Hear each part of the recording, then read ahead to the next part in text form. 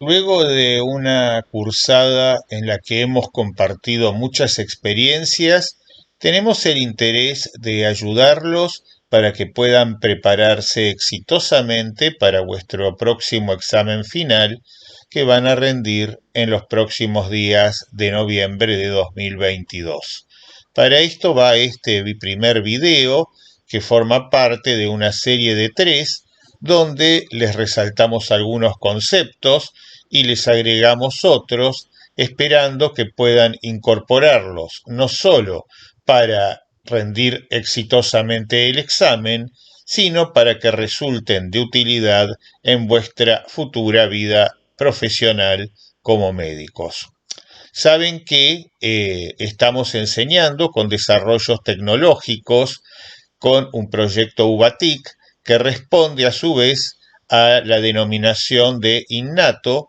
Tomamos la denominación de innato porque es nuestro estilo de asistencia de la embarazada, que básicamente implica tres pilares. El primer pilar es IN, que es innovación, implica que ustedes, por el resto de vuestras vidas como médicos, aun cuando no ejerzan la obstetricia, deben estar constantemente actualizados para poder de ese modo ofrecer a vuestros pacientes todo lo que sabe la medicina y no solamente lo que ustedes aprendieron en su época de la facultad. Es inmoral que ustedes no se actualicen. La segunda pata del método es la naturaleza y el derecho por los pacientes. Observamos que los grandes errores que se cometieron en medicina fueron cuando ocurrió que se fue a contramano de la naturaleza. El ejemplo más típico en obstetricia y neonatología fue un médico norteamericano, el doctor Spock, que planteaba que no hubiera lactancia materna, hervir todo lo que se le iba a dar al recién nacido, toda una serie de métodos artificiales que lo único que lograron fue perjudicar la salud de los recién nacidos. Sin embargo, en eso creyó la ciencia en ese momento. Respetar la naturaleza armonizándola con un buen conocimiento científico es importante y fundamentalmente respetar el derecho a elección de la embarazada, para lo cual hay dos elementos esenciales. El primero, debe estar informada de sus alternativas. Esto es lo que refiere y requiere el plan de parto innato. Si yo no estoy informada, difícilmente pueda elegir entre lo que desconozco. Y la segunda, el apoyo para que esa elección que realiza la embarazada, en la medida que sea compatible con la buena praxis médica o la que nosotros podemos brindar, sea la que pueda llevarse adelante o por el contrario, si así lo desea, optar por otro profesional que la asiste. Y por último, HO es holística, es considerar el todo en la embarazada, el juego de cartas que observamos en uno de los videos, donde si ustedes miraban una sola carta cometían el error porque no miraban el resto y eso los llevaba a dar una respuesta equivocada o a no descubrir un truco. Siempre recordar que miraremos todo, el conocimiento científico que existe, la naturaleza, las elecciones y todo esto lo integraremos al servicio de la embarazada. El método innato al que nos referimos en realidad parte de un modelo, que es el modelo de los primeros 1000 días de vida. Este modelo de los primeros 1000 días de vida se ha desarrollado teniendo presente que durante los 9 meses del embarazo y los primeros 2 años de vida, que representan los primeros 1000 días de vida, el epigenoma, que es uno de los tres círculos que se imbrican en el modelo, el que ustedes ven en un color marrón, tiene mayor labilidad, mayor maleabilidad al ambiente físico, químico y biológico y a los factores psicológicos. Pero a su vez fíjense que son tres los círculos que se imbrican. Por un lado, el epigenoma, por otro lado el de la microbiota y su expresión genética, que es el microbioma, y por arriba de ellos el círculo verde, que es la nutrición tanto materna, que va a alimentar a la madre como al feto durante el embarazo, como la nutrición neonatal. Estos tres factores, interactuando entre sí, hacen que la base que se lee, ¿qué es lo que se lee? La información genética, ADN, ARN, de microbioma y epigenoma, o sea, de los dos círculos de la base. Esto determina a lo largo de toda nuestra vida las enfermedades crónicas no transmisibles que podemos llegar a padecer, y por el contrario nuestro mejor o peor estado de salud, nuestra longevidad y otros factores que hacen a nuestra calidad de vida. Fíjense qué importante que la obstetricia tenga presente actuar sobre el ambiente, actuar sobre un parto respetado y armónico, y de este modo garantizar, sumando a esto una nutrición apropiada. Fíjense que el círculo verde de la nutrición impacta también sobre el marrón del epigenoma, e impacta y va a seguir impactando durante toda nuestra vida muchísimo sobre nuestra microbiota y nuestro microbioma. Entonces, alimentar bien a la embarazada no es un detalle menor. Básicamente estamos preparando lo que va a determinar en esa base, que luego va a ser menos modificable, especialmente en lo que a epigenoma se refiere, esa base que se lee y determina cuán enfermos o cuán sanos somos, y de este modo podemos obtener mejores resultados perinatales, no solamente para el momento en que finaliza el parto y el recién nacido inicia su vida, sino, aunque parezca mentira, durante muchos años. Algunos de ustedes recuerden el ejemplo que les di de la habitación que se construía en una casa. Estamos construyendo una casa con habitaciones, y una de ellas, si es que dejamos que intervengan desde el ambiente, desde la psicología, desde el ambiente físico, químico y biológico, o desde una mala alimentación, factores que sean noxas dañinas, hacemos como si una de las habitaciones se estuviera llenando de pólvora. Pueden pasar 10, 20, 30, 50, 60 años y nada ingresar a la casa. Sin embargo, un día alguien entra con un fósforo, y si había pólvora, la habitación explota y la casa también. En esta imagen pueden verlo mejor.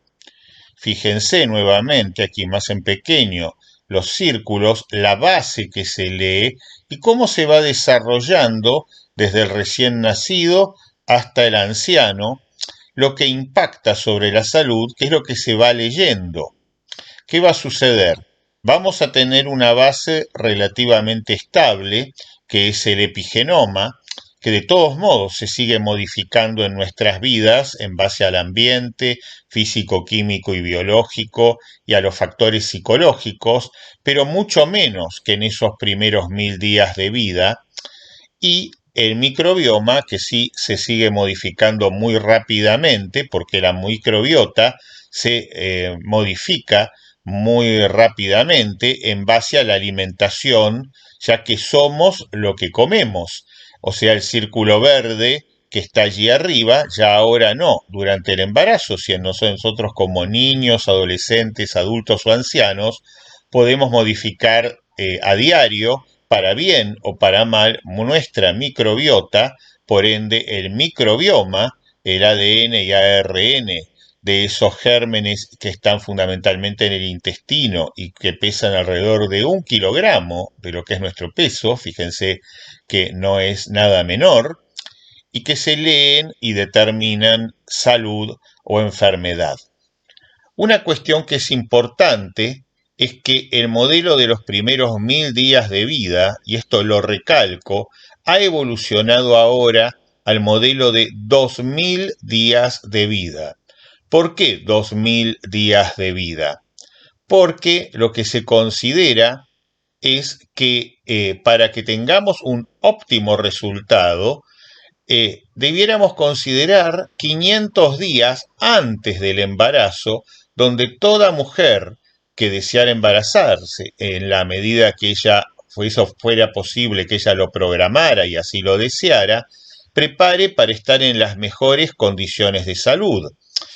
Un buen régimen higiénico dietético. Fíjense que, por ejemplo, si la embarazada logra que sea haber concebido, o sea, que la concepción ocurra estando ella con una buena relación pondoestatural, esto genera, si no tiene ni sobrepeso ni está excesivamente delgada, que los telómeros del recién nacido resulten más largos de idéntico modo que lo explicamos en otro ámbito como efecto de la lactancia materna durante 4 a 6 semanas en forma exclusiva, y estos telómeros son el reloj de la vida, son las partes distales de las X que nosotros conocemos de los cromosomas, que son no codificantes, pero que se van cortando de a poquito a medida que nuestras células se van duplicando.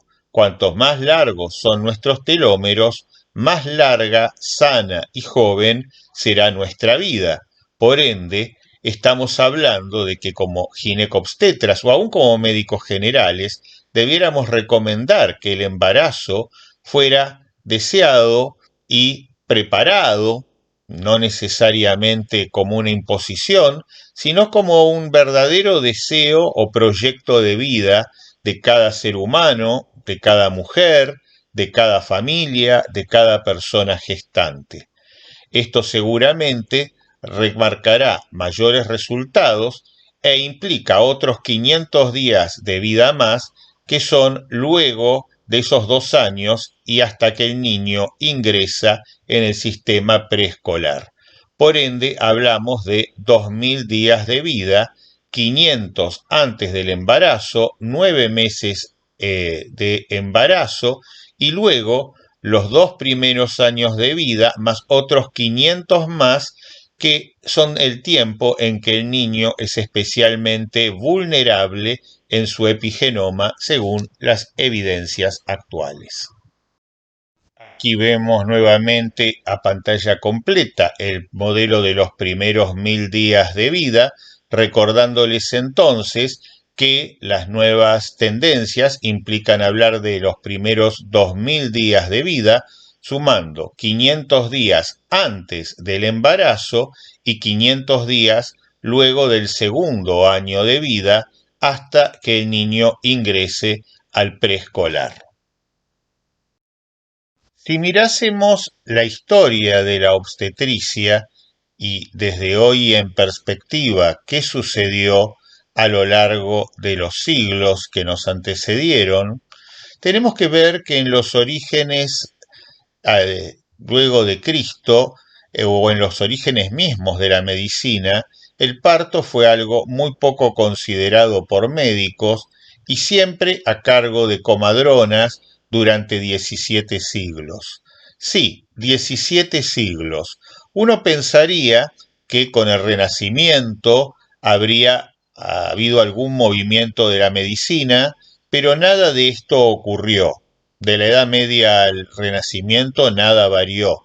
Recién el siglo XVIII, es decir, 17 siglos sin asistencia por parte de la medicina, se comienza a estudiar el parto y los médicos entran a sala de partos, entre ellos algunos nombres que ustedes conocen y han visto en los libros, como Morisot, algunas cuestiones como instrumental de tipo forceps, etc. Y esto genera un beneficio, pero también un grave perjuicio. Las comadronas, como ustedes vieron en la figura anterior, o pueden volver a verla, asistían al parto con la mujer en una posición semivertical que era más fisiológica. Para todas estas maniobras que fueron postuladas en el siglo XVIII, donde ingresa la medicina, se necesitó que la paciente estuviera acostada. Pero aquí, podía estar acostada simplemente cuando fuera necesaria la maniobra, y tratar de mantenerla semisentada.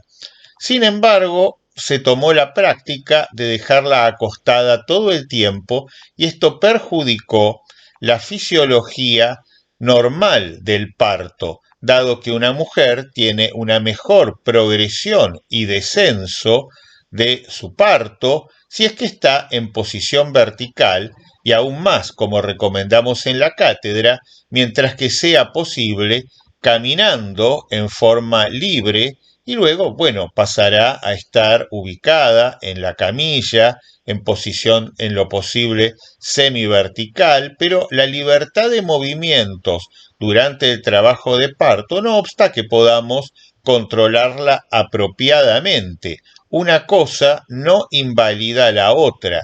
Esto es muy importante, por eso hablamos de innato, porque algunas personas dijeron bien, controlar el trabajo de parto es anular los movimientos de la embarazada.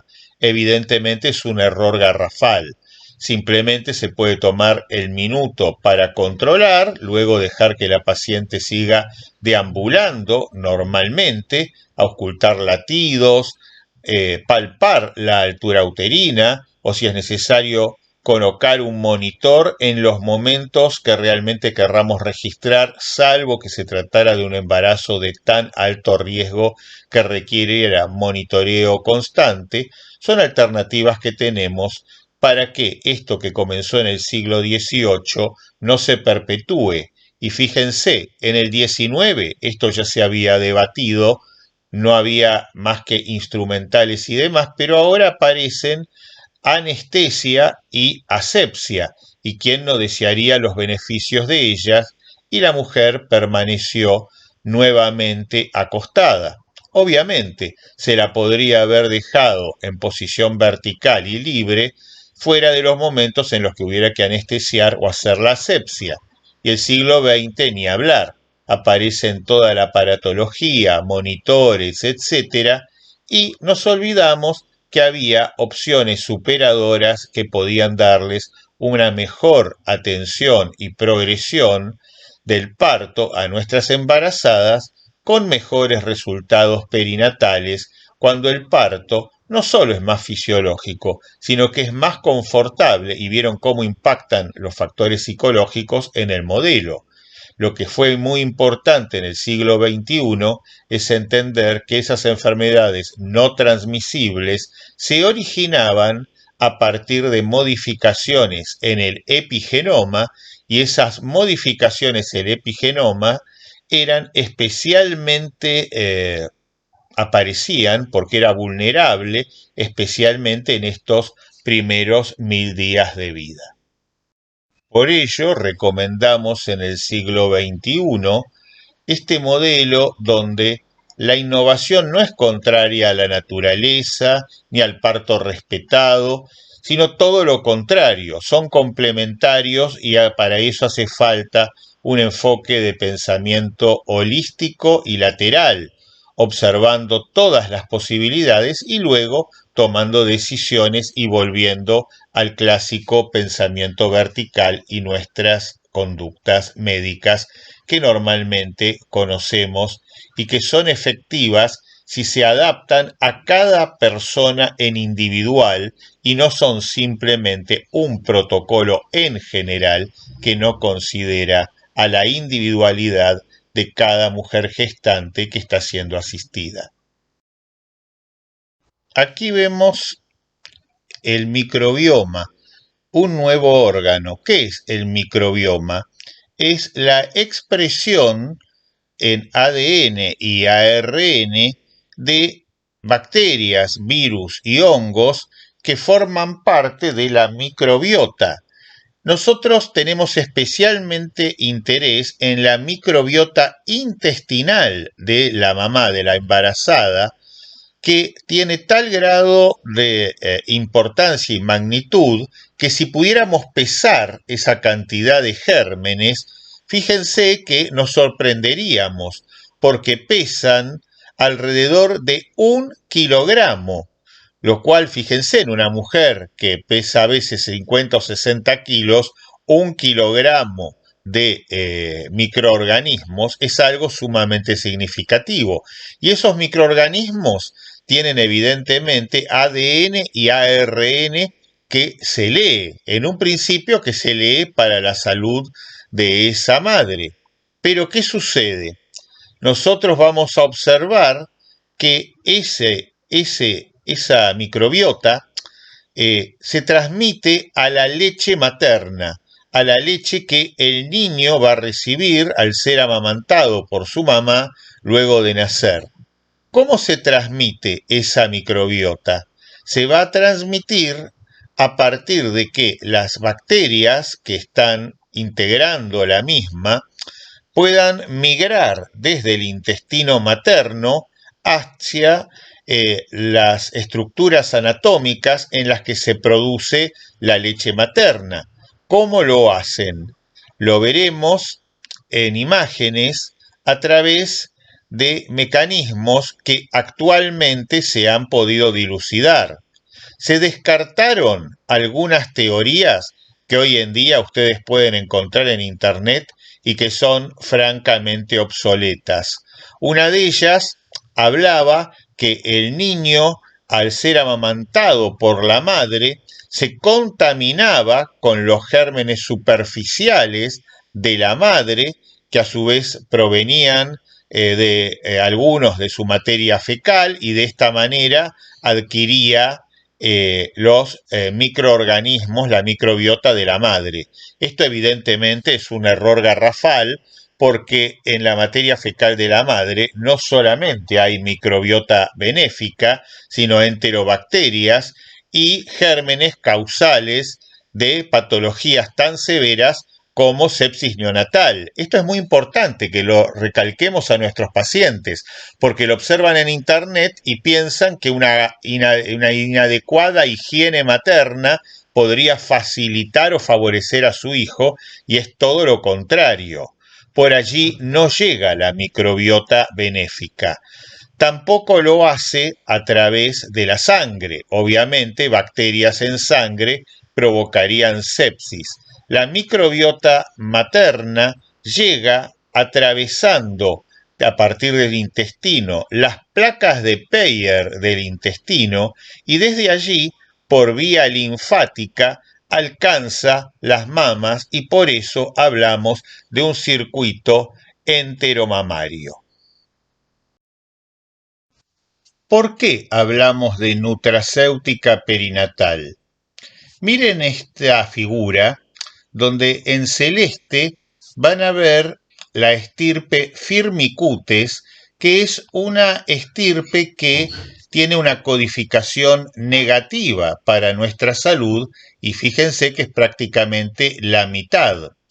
Y pueden ver en rojo la estirpe Bacteroidetes, que por el contrario tiene un efecto benéfico para nuestra salud, y en estas proporciones, aunque parezca mentira, porque hay más firmicutes que bacteroidetes, pero sin embargo los bacteroidetes, que son los favorables para nuestra salud, alcanzan para mantener una información del microbioma que, cuando se lee, determine salud y no enfermedad. Por supuesto que, si ustedes recuerdan los 3 círculos imbricados, el círculo verde de arriba se imbricaba con el círculo del microbioma, microbiota, y el círculo verde era la nutrición. Si ustedes comen comida chatarra, básicamente lo que hacen es favorecer que aumenten los firmicutes, o sea, esta porción celeste, y disminuyan los bacteroidetes, la porción roja. Si disminuyen en una determinada proporción, se vuelve este equilibrio totalmente desequilibrado, y la salud se afecta. Lo que se lee entonces es un mensaje de enfermedad. ¿Por qué es importante que conozcamos esto? A. Por alimentar apropiadamente a la embarazada. B. Porque siempre que podamos, el parto debiera ser vaginal. Hoy por hoy se sabe que los niños nacidos por cesárea tienen alteradas la proporción Firmicutes bacteroidetes con un mayor avance de los firmicutes, es decir, tienen una microbiota enferma. Por otra parte, básicamente, lo que se sabe es que por suerte a los pocos días hay un fenómeno que suponemos tiene que ver con la lactancia materna y la correcta alimentación, que al recién nacido le devuelve a su intestino un perfil de microbiota y de microbioma normal, saludable. Esta vuelta a la normalidad se llama resiliencia bacteriana. Y debemos aquí recalcar un concepto muy importante. La prescripción de antibióticos a la embarazada debe ser siempre con antibióticos que sean realmente necesarios, indicados y del espectro adecuado. Hay que tratar de evitar siempre la prescripción innecesaria de antibióticos o los antibióticos de amplio espectro, y además se debe tener presente de prescribirlos por el tiempo necesario, no menos porque genera resistencia bacteriana, pero tampoco por más porque se altera el resistoma, que es el perfil de resistencia a los antibióticos en la microbiota. Para dejarlo aún más claro, veámoslo así. Nosotros, cuando recibimos antibióticos, aún siendo adultos, se leen factores de resistencia a los mismos desde nuestra microbiota intestinal, la que nosotros tenemos como adultos, la que nos quedó. Entonces, si nuestra microbiota no tiene un resistoma agresivo, o sea, que resiste a cualquier antibiótico, los antibióticos cuando los necesitamos pueden hacernos efecto.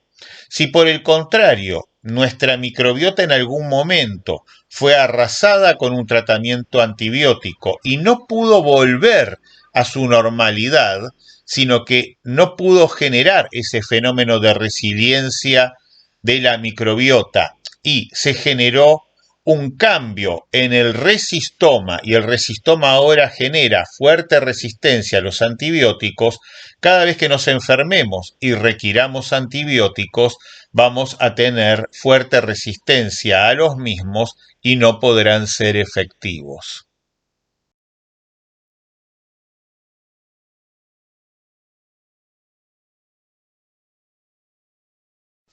Darse cuenta fue una película de Alejandro Doria que se estrenó en Argentina hace muchos años y que recomendamos ver íntegra a todo aquel que piense dedicarse como profesional a las ciencias de la salud.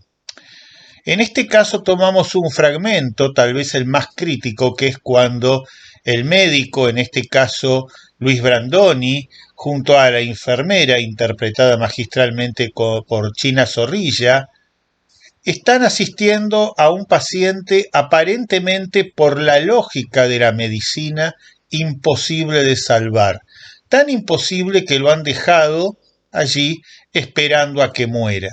Y sin embargo, algo, un pequeño signo que puede dar ese paciente le permite a ese médico darse cuenta que en realidad puede hacer algo por salvarlo. El método innato de asistencia para embarazadas también implica darse cuenta. ¿Quién se da cuenta? Los profesionales que asisten. ¿Y de qué se dan cuenta? Del todo, de esa holística centrada en la armonía obstétrica al servicio de las necesidades y el bienestar de la embarazada.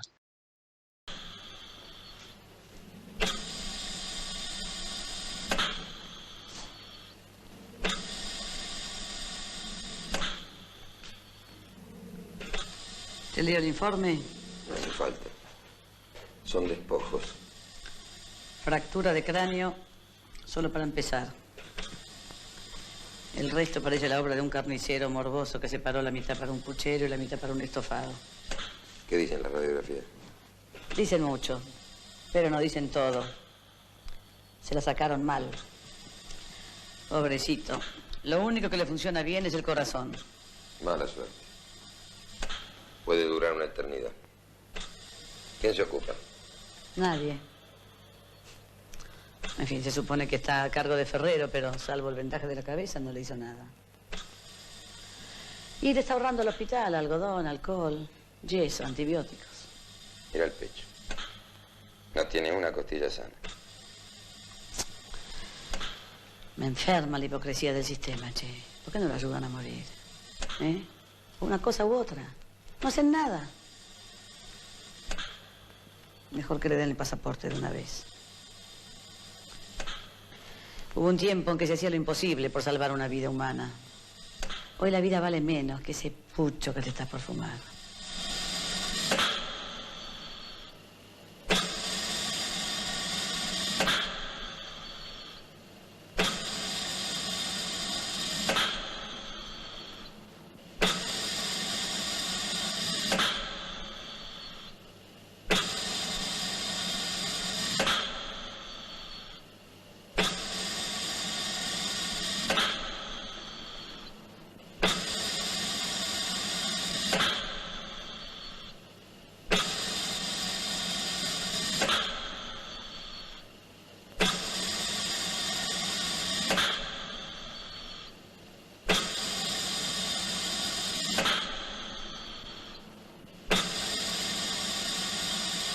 A partir del fragmento de la película que acabamos de ver, se produce el quiebre, esa cuestión de pasar de la indiferencia de alguien que no queda otra alternativa que dejarlo morir, y hasta que la enfermera dice, bueno, pero si se va a morir, ¿por qué no le damos la posibilidad de que lo haga sin sufrimiento?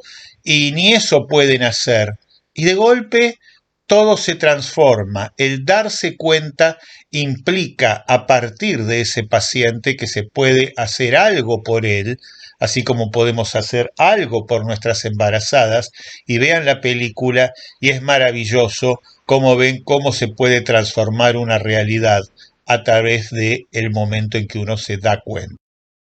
No es difícil, es tan solo tener una mirada del todo, una mirada holística y el foco centrado alrededor de la embarazada y sus necesidades. Es mucho lo que podemos hacer por una medicina perinatal mejor.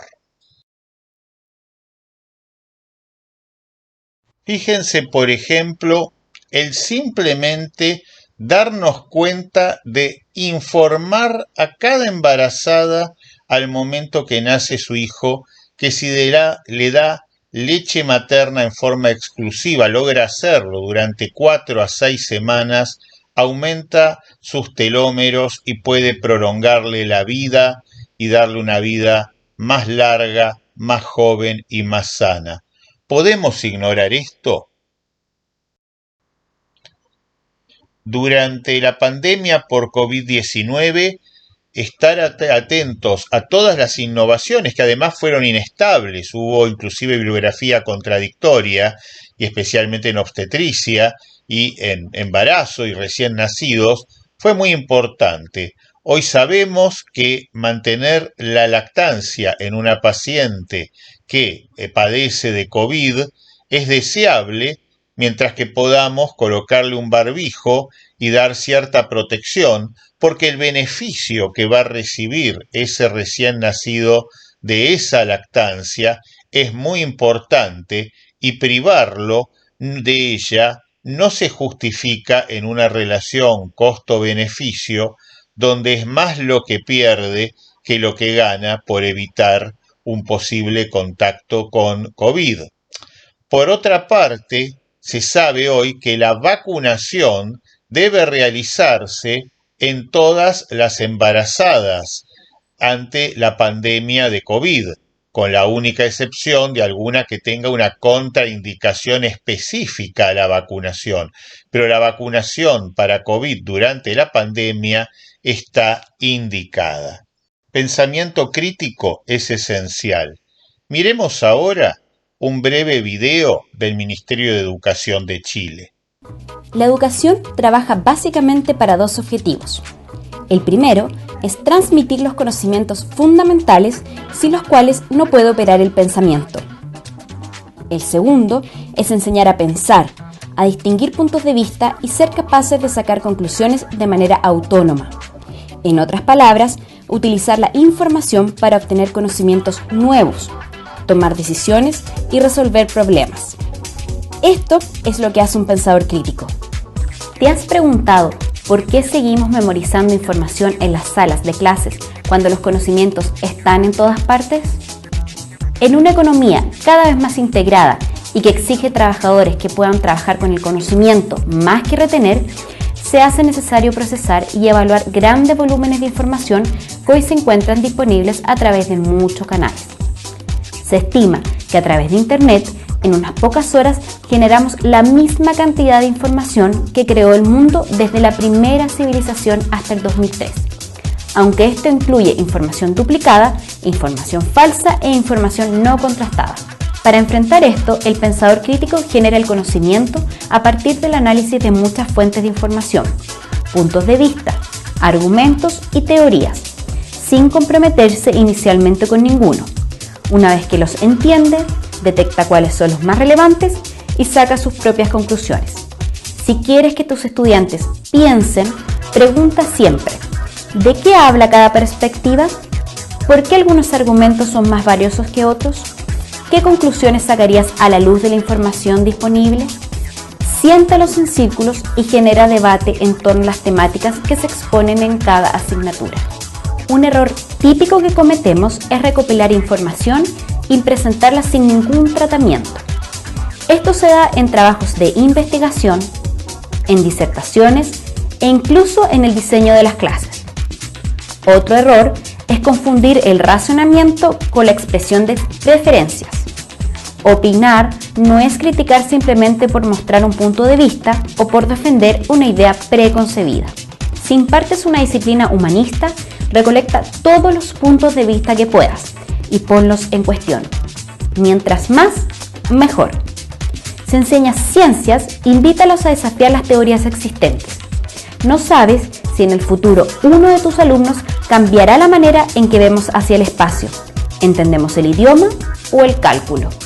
Un buen ejercicio es invitar de vez en cuando a tus alumnos a entender un problema complejo que ninguno de ellos podría comprender por sí solo y analizarlo en conjunto.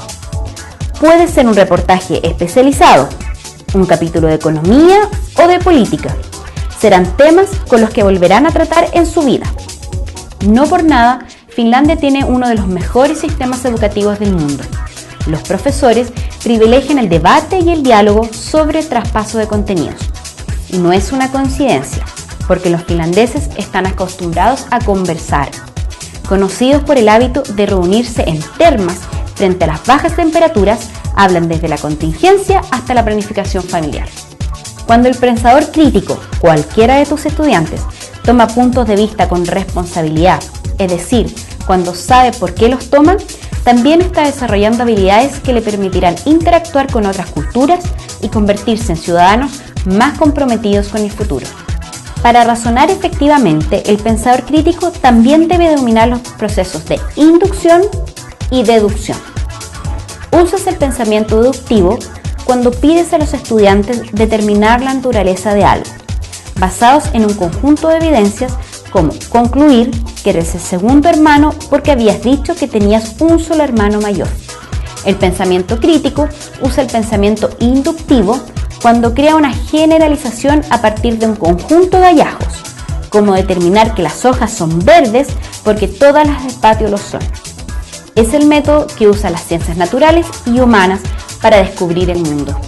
Lo ideal es que en un trabajo ocupemos un 30% del tiempo en buscar fuentes y un 70% en el análisis. Sin buenos profesores, pensadores críticos capaces de enseñar a razonar y evaluar los aprendizajes, no se puede construir una buena clase. Recuerda que el éxito de la educación dependerá de la efectividad del profesor para enseñar al estudiante a pensar por sí mismo, una habilidad que perdurará por toda su vida. En definitiva, necesitamos un sistema educativo donde los alumnos no siempre estén de acuerdo con los puntos de vista expuestos por el profesor. No importa si no dicen lo que tú esperas escuchar. Nos planteamos entonces como obstetras preparar niños que tengan capacidades cognitivas y que preferentemente puedan interactuar con docentes y, como bien dice el video, no te preocupes si no dicen tus alumnos lo que esperas escuchar. Nuestra cátedra y en especialmente el método innato se alimenta de lo sorpresivo, lo que alguien plantea que no necesariamente era lo que estábamos enseñando. Lo consideramos, lo utilizamos y lo incorporamos porque creemos que, así como siempre hemos sabido que el conocimiento científico es provisional y que entonces puede ser cambiado, pensamos y creemos firmemente en que puede ser mejorado. Somos postmodernistas. No creemos que hayamos llegado al fin de los tiempos ni de las ciencias, sino de que siempre se puede mejorar. En este caso y con las embarazadas, fíjense lo importante que es un parto respetado y sin violencia. La violencia obstétrica genera estrés, el estrés genera exceso de cortisol y el exceso de cortisol hace que disminuyan las neuronas que se van a fabricar en ese feto y la sinapsis entre las mismas. No hace falta ser muy avispado para darse cuenta el terrible daño que genera la violencia obstétrica en el futuro cognitivo de un niño, su capacidad de aprender, su capacidad de cuestionar, y como veíamos en un ministerio de educación de un país extranjero, que se preocupa fundamentalmente porque los niños tengan capacidad de cuestionar, de elaborar cuestiones críticas en clase. Para eso, ¿qué necesitamos? Necesitamos menos estrés, más neuronas durante el embarazo para poder garantizar de este modo a nuestros niños una mejor vida con más inteligencia y mejores capacidades para aprovechar un mundo que cada vez tiene más tecnologías de información y comunicación, más requerimientos de capacitación para insertarse en la vida laboral, y entonces estamos frente a un imperativo ético no menor. Un ambiente agradable, evitar las noxas psicológicas que impactan sobre el epigenoma, como vimos en las figuras de los modelos de los primeros 1000 y 2000 días de vida, es esencial para que el exceso de cortisol que surge de la violencia obstétrica que recibe la madre no impacte generando daños.